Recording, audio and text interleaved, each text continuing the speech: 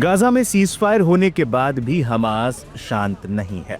America लगातार Hamas को चेतावनी दे रहा है कि अगर किसी भी प्रकार से युद्ध विराम के समझौते का उल्लंघन होता है तो उसे गंभीर परिणाम भुगतने होंगे। इस बीच अमेरिका को पता चला है कि हमास अपने ही लोगों पर हमले करने की तैयारी कर रहा है, यानी वो गाजा में रहने वाले फिलिस्तीनियों को निशाना बना सकता है। अमेरिकी विदेश विभाग ने एक बयान जारी करते हुए कहा है, विश्वसनीय खुफिया रिपोर्ट्स में पता चला है कि हमास इस समझौते का उल्लंघन करना चाहता है और अब वो अपने ही लोगों को टारगेट करने की तैयारी कर रहा है। हमने समझौते की गारंटी लेने वाले देशों को भी इसकी जानकारी दे दी है। अगर हमास फिलिस्तीनी लोगों पर भी हमला करता है या फिर उन्हें परेशान करने के लिए कोई साजिश रचता है तो उसे गंभीर परिणाम झेलने पड़ेंगे। इससे पहले राष्ट्रपति डोनाल्ड ट्रंप ने इस हफ्ते नागरिकों की हत्या के मामले को लेकर हमास को धमकी दी थी। ट्रंप ने अपने ट्रुथ सोशल पर लिखा था, अगर हमास गाजा में लोगों को मारना जारी रखता है जो कि समझौते का हिस्सा नहीं था, तो हमारे पास उनके खिलाफ जाकर उन्हें मारने के अलावा कोई चारा नहीं बचेगा। राफा क्रॉसिंग फिर से हुई बंद। इजराइल के प्रधानमंत्री बेंजामिन नेतन्याहू ने शनिवार को कहा कि गाजा और मिस्र के बीच राफा क्रॉसिंग अगले आदेश तक बंद रहेगी। उन्होंने कहा कि इसे तब तक नहीं खोला जाएगा जब तक हमास मृत इजरायली बंधकों के शव नहीं सौंप देता। ये घोषणा उस समय हुई है जब फिलिस्तीनी दूतावास ने मिस्र में कहा था कि राफा क्रॉसिंग, जो गाजा का मुख्य प्रवेश और निकास मार्ग है, सोमवार को फिर से खुल जाएगी। बता दें, इजिप्ट, कतर और अमेरिका ने मध्यस्थता करते हुए गाजा में युद्ध विराम करवाया है। वहीं हमास और इजराइल के बीच अब भी चर्चा जारी है। टाइम्स ऑफ इजराइल की एक रिपोर्ट के मुताबिक बीते दिनों हमास ने कई फिलिस्तीनियों को मौत की सजा दे दी थी। हमास का कहना है कि वो इजराइल के साथ मिले हुए थे। बुधवार को अमेरिकी राष्ट्रपति ट्रंप के वरिष्ठ सलाहकार ने कहा था कि अमेरिका और इजराइल मिलकर शरणार्थियों के लिए एक सेफ जोन बनाने का काम कर रहे हैं जहां हमास के भागे हुए लोग रह सकेंगे। लेकिन अब जिस तरीके से यूएस की तरफ से ये रिपोर्ट जारी की गई है, साफ तौर पर कहा जा सकता है आने वाले दिनों में गाजा के हालात और बिगड़ने वाले हैं।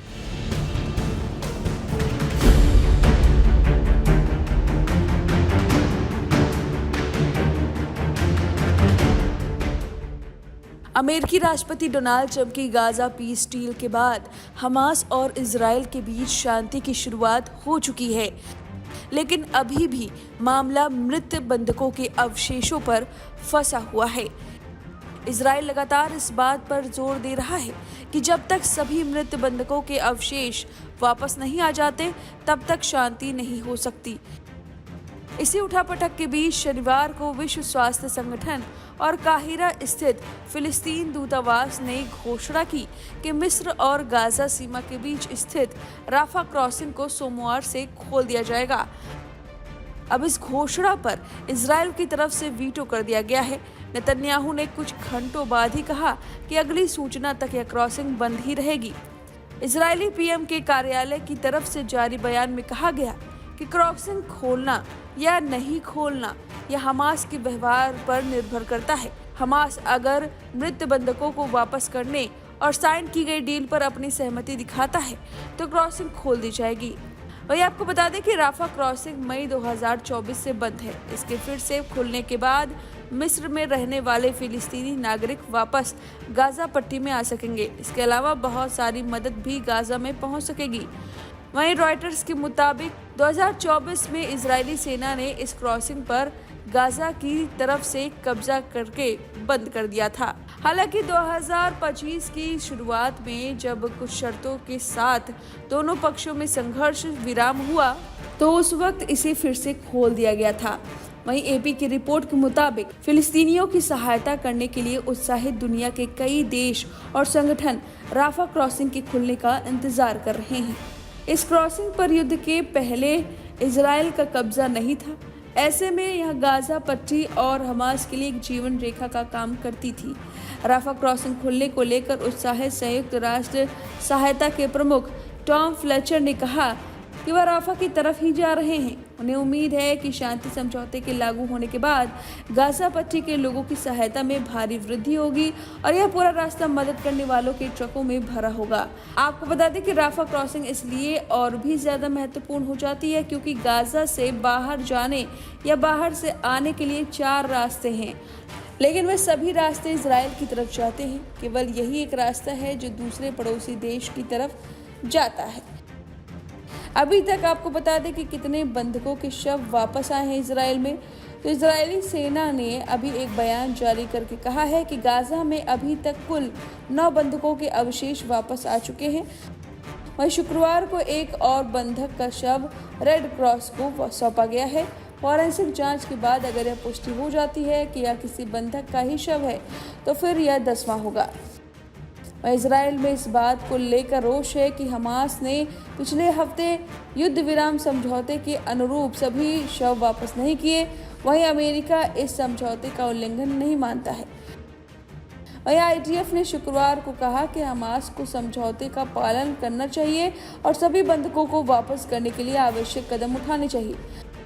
उधर हमास ने कहा कि वह युद्ध विराम के प्रति प्रतिबद्ध है, जिसमें बाकी बचे सभी शव को सौंपने की तत्परता भी शामिल है। तो ये पूरा मामला है जिसमें अभी हमास की तरफ से शव नहीं भेजे गए हैं पूरे, ऐसा कहना है इजराइल का। वहीं अभी राफा क्रॉसिंग को खोलने पर भी बात फंस गई है। देखना होगा कि ये क्रॉसिंग खुलती है नहीं। फिलहाल इस खबर पर आपकी जो भी राय हमें कमेंट करके जरूर बताएं।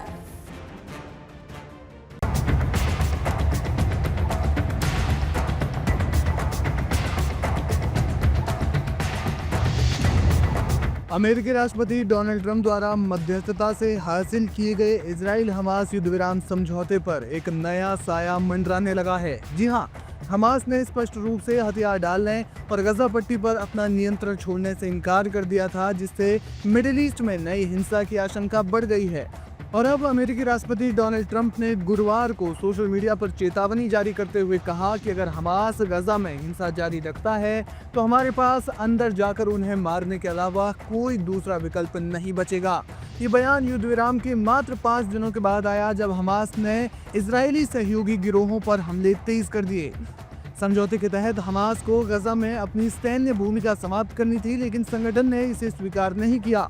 समझौते के बाद गजा में तनाव कम होने के बजाय और ज्यादा बढ़ता हुआ दिखाई दे रहा है। इजरायली सेना की वापसी के साथ हमास ने सड़कों पर अपनी उपस्थिति मजबूत की और कथित सहयोगी गिरोहों पर कार्रवाई शुरू कर दी।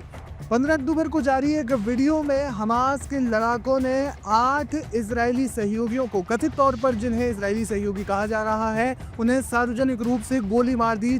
इन गिरोहों पर सहायता लूटने और इजराइल से जुड़ाव होने का आरोप था, लेकिन हमास की कार्रवाई ने आंतरिक हिंसा को भड़का दिया। डोनाल्ड ट्रंप ने धमकी दी है कि अगर फिलिस्तीनी प्रतिरोध आंदोलन यानी कि हमास इजरायली शासन द्वारा समर्थित गिरोहों को निशाना बनाना जारी रखता है तो वो गजा पट्टी पर नए सिरे से इजरायली हमलों का समर्थन करेंगे।